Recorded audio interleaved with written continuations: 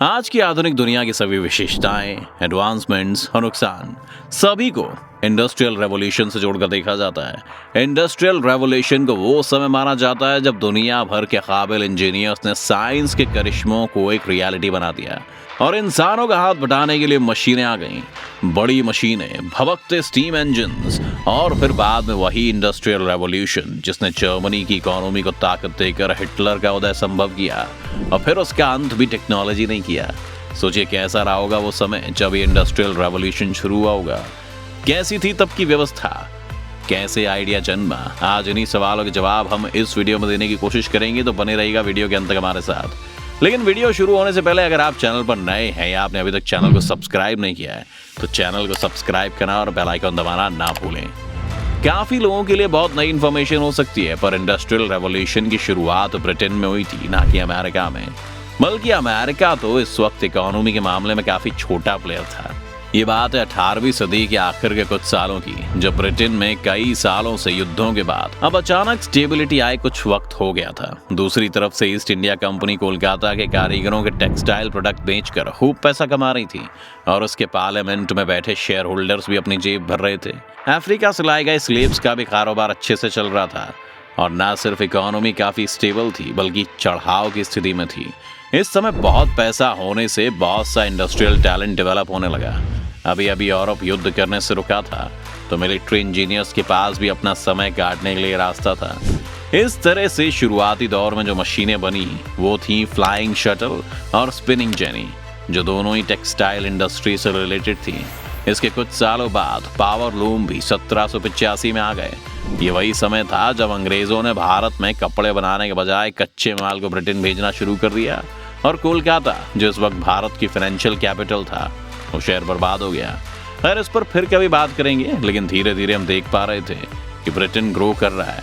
लेकिन ये कहानी सिर्फ ब्रिटेन के इंडस्ट्रियल रेवोल्यूशन के बारे में नहीं है। सवाल ये है कि ये रेवोल्यूशन बाकी देशों में कैसे पहुंचा। इसका जवाब काफी मजेदार है। दरअसल उस वक्त ब्रिटेन ने अफ्रीका और एशिया के कई हिस्सों पर कॉलोनीज बना ली थी और वो वहाँ के लोगों को स्लेव्स की तरह बेच रहे थे। इस 10 प्रथा के कारण बहुत सारी कॉलोनीज में स्लेव्स रिवेलियन होने वाले थे और अंग्रेजों का विरोध किया जा रहा था। उन्हें डर था कि कहीं इन स्लेव रिवेलियंस की वजह से वहाँ ब्रिटेन की पकड़ ना छूट जाए। इसीलिए उन्होंने 1801 में स्लेवरी को ही दबाव में आकर खत्म कर दिया और उन देशों पर अपना कब्जा बनाए रखा।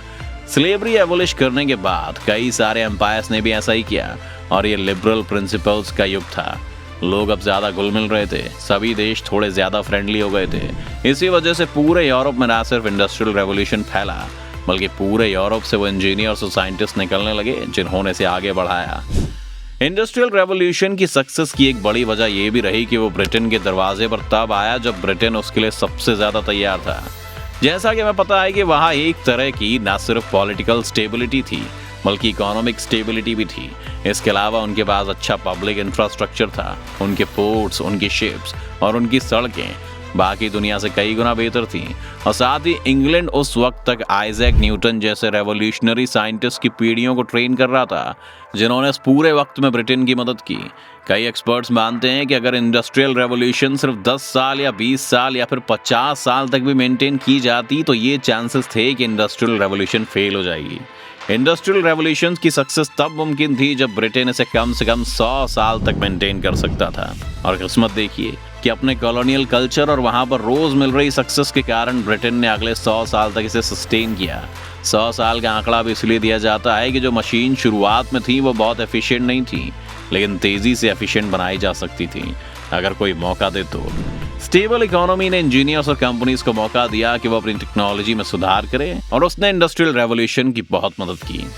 आखिरी फैक्टर जिसने इंडस्ट्रियल रेवोल्यूशन को फ्यूल किया वो था ब्रिटेन में नेचुरल रिसोर्सेज का होना। हमें देखने में यूरोप एक रिसोर्सफुल जगह नहीं लगती है, लेकिन ये गलत है। ब्रिटेन के पास उस वक्त कोयले और मेटल्स के रूप में काफी नेचुरल रिसोर्सेज अवेलेबल थे जिस कारण इंडस्ट्रियल रेवोल्यूशन संभव हो पाया।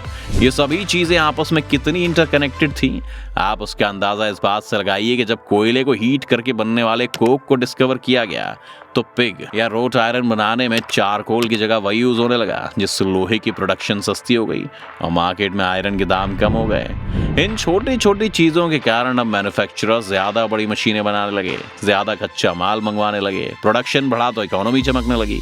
स्टीम इंजन भी इस बीच एक काफी बड़ी सफलता थी, क्योंकि इससे अब ज्यादा कोयले और मेटल को इधर से उधर ले जाना आसान था।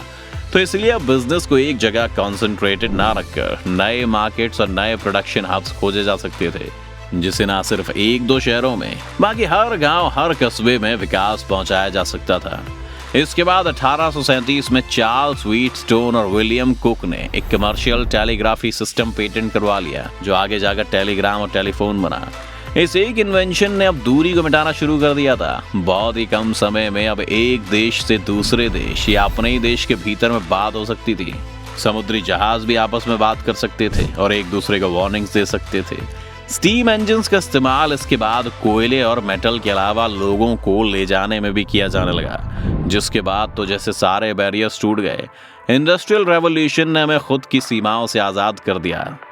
अब ये हमारे ऊपर था कि हम क्या करेंगे, और यही बात कुछ लोग भूल जाते हैं। आज बहुत से लोग हैं जो टेक्नोलॉजी को गाली देते हैं, जैसे कई पॉलिटिकल पार्टीज का न्यूक्लियर एनर्जी को लेकर विरोध रहता है, जबकि न्यूक्लियर एनर्जी सबसे ज़्यादा क्लीन सोर्स ऑफ एनर्जी है। लेकिन हमारे पास वो टेक्नोलॉजी और कैपेबिलिटी होते हुए भी भारत जैसा देश उसका इस्तेमाल नहीं कर रहा है। अभी हमने सोलर और विंड एनर्जी पर फोकस करना शुरू किया है, लेकिन एक न्यूक्लियर पावर प्लांट कई सोलर प्लांट से बेहतर है और हमारे ऊपर कोई भी इंटरनेशनल प्रेशर नहीं है। 2009 में न्यूक्लियर डील के मुताबिक सिर्फ हमारे मिलिट्री न्यूक्लियर प्रोग्राम के ऊपर दुनिया को संशय है, लेकिन सिविल न्यूक्लियर प्रोग्राम बढ़ाने के लिए तो खुद अमेरिका में कई बार कह चुका है। आपको क्या लगता है, अगर ब्रिटेन का रवैया उस वक्त ऐसा होता तो इंडस्ट्रियल रेवोल्यूशन हो पाता? नहीं। तो हम क्यों इस दिशा में जा रहे हैं? क्या आपको लगता है कि भारत अपना न्यूक्लियर प्रोग्राम ना एक्सपेंड करके अपनी एनर्जी सिक्योरिटी को खतरे में डाल रहा है? कमेंट्स में हमें जरूर बताएं। उम्मीद है वीडियो देखकर आपको काफी कुछ जानने को मिला होगा। अगर आपको वीडियो पसंद आई हो तो वीडियो को लाइक करें, और अगर आप चैनल पर नए हैं या आपने अभी तक चैनल को सब्सक्राइब नहीं किया तो चैनल को सब्सक्राइब करना और बेल आइकन दबाना ना भूलें।